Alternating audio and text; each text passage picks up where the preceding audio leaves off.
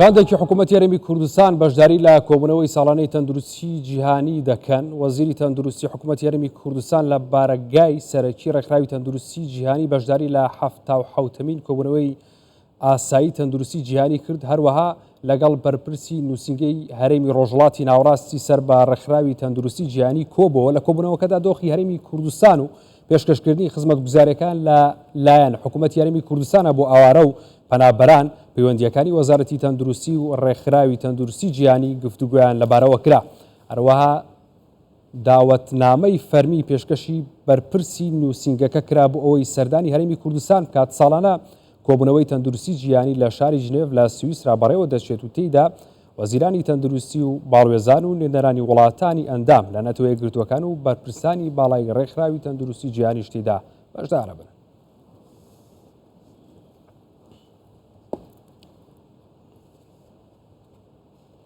سەبارەت بە ئەنگاوەکانی حکوومەتی هەرێمی کوردستان بۆ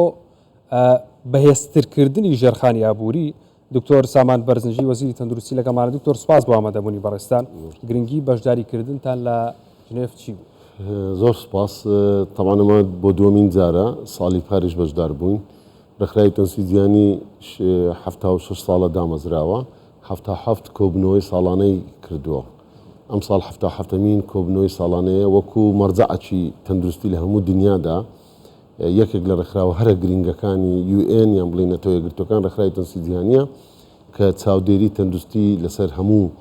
وڵاتانی دنیا دەکات لەسەر 5 زۆن، لەسەر 5 هەرێم. هەرێمی ئێمەی کە تێدایە ڕۆژهەڵاتی ناوەڕاست و باکووری ئەفریقایە کە پێی دەڵێن ئیمڕۆ ئیستەرن مێدیترینیان ریجنال ئۆفیس. هەر بەم بۆ نەیەژی کەسێکی نوێ کە بە ناوی بەڕێز دکتۆرە حەنان بەڵخی بووە بەرپرسی ئەم زۆنە. گرنگەکەی لەوەیە کەرتی تەندروستی جیاواز لە هەموو کەرتێکی دیکە سنوور لە کەرتی تەندروستیدا نییە. هەموو جیهان بۆیەش دروستمێکیان دانابوو کە هەمووان بۆ تەندروستی بۆ هەمووان. All for health, health for all. یعنی دەبێت ئێمە هەموومان هەموو وڵاتانی دنیا هەموو لایەنێک بۆ تەندروستی هەوڵ بدە و تەندروستیش دەبێت بۆ هەمووان بێ. ئەمەش دوو حکمەتی زۆر گەورەی تێدایە. تەندروستی بۆ هەمووان مەبەستیەوەیە، دەبێت لە هەموو جیهاندا مرۆڤ کۆمەلگاکان ئاستی هاوسەنجی و یەکسانی لە گەیاندنی خزمەتگوزاریە تەندروستیەکان بێ. جیهان مەشاکلی زۆر تێدایە، جیهان لە ناو قەیران و کارەساتی زۆر گەورەیە. لە زۆر جیهاندا تەنانەت مناڵی هەندێک کۆمەلگا هەیە لقاحی نییە، ڤاکسینی نییە. هەندێک کۆمەلگا ئێستا بەرەو ئاراستەی بڵاوبوونەوەی چەندین نەخۆشی گوازراوە هەیە، یان نەخۆشی درێژخانەکان، گۆڕانکاری لە کەش و هەوا، لە ژینگەیی، لە کێشەکانی بەرەنگاربوونەوەی ماددە هۆشبەرەکان. کێشەی نوێ لە جیهاندا بە تایبەتی لەگەڵ گۆڕانکاریەکانی کەشوهەوا لە ئاستی تەندروستی دێتە پێش. بۆیە سنوور نییە کاتێک کێشەیەک لە وڵاتێک هەیە، قەیرانێک هەیە لە وڵاتێک، بۆ وڵاتەکانی دیکەش دەبێتە کێشە. هەمومان هەرێمی کوردستان جوانترین نمونەی ئەوەیە کە ئێمە چەندین ساڵە لە قەیرانێکی زۆری ژمارەی ئاوارە و پەناهەندەکانی لە ڕووبەربوونەوەی شەڕی تیرۆریستاندا بووینە، لە قەیرانی کۆڕۆنادا بووینە، لە قەیرانی ئابووری و داراییدا بووینە. هەموو ئەوانە لێککەوتەی لەسەر کەرتی تەندروستیەیە. بۆیە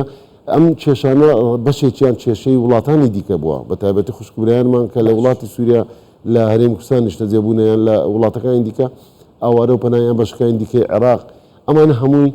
بۆیە تەندروستی دەبێت جیهان پێکەوە هەمانجی بکات. زۆر باش. ئەم کۆبوونەوە بۆ دووەمین جارە هەرێمی کوردستان وەکو شاندی فەرمی بەشدار دەبین. ئەمە کردنەوە و ناساندن و فراوانکردنی پێگەی هەرێمی کوردستانە لە ئاستی دنیادا کە ئەمە دەرفەتێک بوو.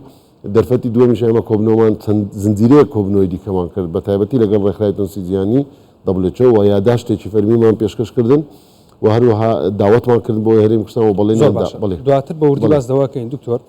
سەبارەت بە کەرتی تەندروستی هەرێمی کوردستان لە کۆنفرانسەکە چی باس کرا؟ لەوێ لە ئاستێکی جیهاندا کەرتی تەندروستی باز دەکرێت کە کێشەکان کۆمەڵک زۆر لە وڵاتەکان کێشە و دۆخی وەزعی غەزە و ڕووی مرۆڤایەتیەکەی ئەوانەی کە لە وڵاتانەی کێشە هەیە زۆر باس کرا. ئێمە وەکو کەرتی تەندروستی لەگەڵ ڕێکخراوی تەندروستی جیهانی باشمان لە کۆمەڵێک بابەتی استراتیژی و گرنگ کردی. یەکێک لەو بابەتانە کە پێگەی هەرێمی کوردستانە لە ئاستی کۆمەلگەی نێودەوڵەتی و پاڵپشتی ڕێکخراوی تەندروستی جیهانی بە وەرگرتن و بە هەندوەرگرتنی زیاتری هەرێمی کوردستان وەکو دۆخێکی تایبەت، وەکو هەرێمێکی تایبەت، چونکە ئێمە لەگەڵ چەندین وڵاتدا سنوورمان هەیە و چەندین ئاوارە و پەناهەندە و لەژێر فشارێکی گەورەداین، لەژێر قەیرانی ئابووری و داراییداین. سیستەمی تەندروستی ئێمە تا ئێستاش دەرمان و پێداویستەکە لە بودجێ حاکمەیە لە وڵاتی عێراقدا و هەندێک لێککەوتەی بارودۆخی ئابووری و سیاسی و ژینگەیی هەیە لە ناوچەکەدا لێکەوتەی لە هەرێمی کوردستاندا دەبێت وەروە باسمان لە استراتیجێتی ڕیفۆرمکردنی سیستەمی تەندروستیەکە ئێمە لەو پرۆسەیەدای خۆمان ڕێکخراوی تەندروستی جیهانی پاڵپشت و هاوکارمان بێ لە بەرەنگاربوونەوەی مادە هۆشبەرەکان ڕێکخراوی تەندروستی جیهانی پاڵپشت و هاوکارمان بێ لە دابیکردنی پێداویستە پزیشکیەکان هەرێمی کوردستان بە ئەتیبارێکی زیاتر وەربگیرێ هەموو ئەوانە وکردنەوەی دەواازەیەک لە ناو ڕۆژهەڵاتی ناوەڕاست و لە ئاستی جیهانیشدا لە جنێڤدا بۆ زیاتری بۆ بەشدار پێکردنی هەرێمی کوردستان لە کۆمەڵێک پرۆژە و من حەی دووەلی هەیە یان بڵین پرۆژەی نێودەوڵەتی و بەخشینی نێودەوڵەتی هەیە ئەمانە هەمووی لە ڕووی استراتیجیەوە ئاوتلاینی یان بڵین هێڵە گشتەکانی گفتوگۆکانەوە بەڵام وردەکاری زیاتر لەم بابەتانەدا هەبوو لە گفتوگۆکان بڵێ زۆر باشە دکتۆر ئەم جۆرە کۆنفرانسانە بایەخی بۆ کردی تەندروستی هەرێمی کوردستان چییە؟ ئەمە بایەخەکانی من ئەو باسانم باس کرد دوو پێگەی هەرێمی کوردستان زیاتر بەهێزتر دەکات ئێمە لە ساڵی پارکە بەشدار بووین توانیمان لەگەڵ ڕێکخراوی تەندروستی جیهانی پەیوەندیی پتەوتر دروست بکەین لەناو ئۆفیسی وەزارەتمان ئۆفیسی ڕێکخراوی تەندروستی جیهانیمان کردووە لە وەختی کۆڕۆنا زۆر جار ڕێکخراوی تەندروستی جیهانی نەک لە دابینکردنی دەرمان و پێداویستی پزیشکی لە ڕووی لۆجستی لە ڕووی سێرڤیلانس و یان بەرنامەکانی ڕەسەد وەبایی لە ڕووی کۆنتڕۆڵکردنی نەخۆشیە گۆزراوەکان پاڵپشتی لۆجستی و زانستیشن لایەنی سێرڤەیکردن و توێژینەوەکانن ئەمە لایەنێک لایەنی دووەم لەوێەوە ئێمە لەگەڵ چەندین وڵاتدا پەیوەندی باشمان هەیە لەگەڵ وەزیرانی تەندروستی بەڕێزان کە ئێمە لە پێشوش ناسیمان هەندێک تعرفاتی نوێتر هەیە کە بۆ نمونە وڵاتی سعودیە لە ساڵی پارکە ناسانمان هەر دەست بەجێ وڵاتی سعودیە پارکۆبنەوەیەکمان لە کرد ئەم ساڵەکەش بەڕێز وەزیری تەندروستی شانشینی سعودیەمان دیت بەڕێز دکتۆر فات پێی ڕاگەیاندین و تەوسیە کردبوو کە مؤسسەی مەلیک سەلمانی خەیری بێت دوو جار لەم ساڵدا سەردانی هەرێمی کوردستانیان کردەوە بەرنامەیان وایە پاڵپشتێکی باشی هەرێمی کوردستان کەن لە چەند پرۆژەیەک و داوەتی فەرمی ئێمەیان کردەوە بۆی سەردانی وڵاتی سعودیە بکەین لە ئایندەدا هەروەها چەند کۆنفرانسێکی دیکەی گرنگ هەیە بۆی هەرێمی کوردستان تێدا بێبەش نەبێت لەو بەرنامانە ئەمە لایەنی پاڵپشتەکان لایەنێکی دیکە هەیە داڕشتنی سیاسەتی تەندروستی لە جیهاندا ناکرێت هەرێمی کوردستان داببڕێ لەم پەیوەندیە لە داڕشتنی سیاسەتی هەرێمی سیاسەتی تەندروستی لە جیهاندا هەرێمی کوردستانیش بەشێک بێت لەم پەیڕەوکردنی ئەم سیاسەتە تەندروستیە گشتیە کە دەڵێت تەندروستی بۆ هەمووان و کۆنتڕۆڵکردنی نەخۆشیە گوازراوەکان بەرەنگاربوونەوەی مادە هۆشبەرەکان